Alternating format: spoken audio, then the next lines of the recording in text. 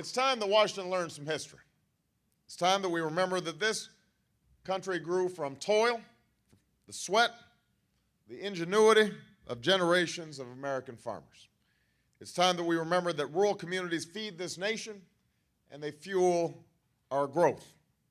And it's time to recognize that no one is more ready to compete, no one's more ready to innovate, no one's more ready to lead this country into the 21st century than rural America. Make no mistake, no one works harder for their dreams than rural Americans. Simple dreams: to make a good living, to raise a healthy family, to have a secure retirement, to leave our children a future of opportunity.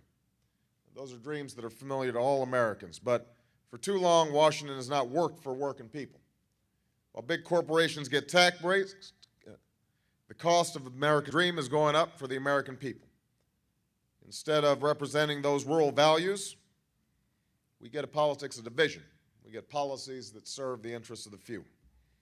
As a result, family farmers are getting squeezed. And I'm not telling you anything you don't know because I've been listening to you in shaping my agenda. Big agribusiness is collecting huge subsidies, taking up more market share, manipulating prices and contracts. Over the past decade, we've handed out $1.3 billion in federal farm money to people who aren't even farmers. We've got farm money going to Fortune 500 companies. Meanwhile, for an expensive steak, a small farmer gets less than $1. For a loaf of bread, it's a dime. That's what's happening when rural policy gets made in the back rooms by lobbyists in Washington.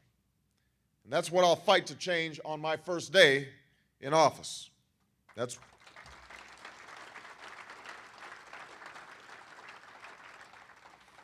what my rural agenda is all about. Here's what I'll do as president.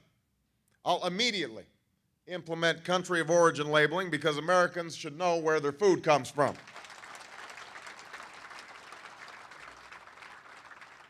We'll let folks know whether their food has been genetically modified because Americans should know what they're buying. I'll use the bully pulpit to encourage folks to buy local because it's better for the environment, it's better for our farmers, and it's healthier for Americans. And we'll stand up against conglomeration in the farm industry, and that's why I want everybody to be absolutely clear that I am already working to support the Packer ban. We've got to give farmers and ranchers a fair shot for their products. When I'm president, you'll have a partner in the White House.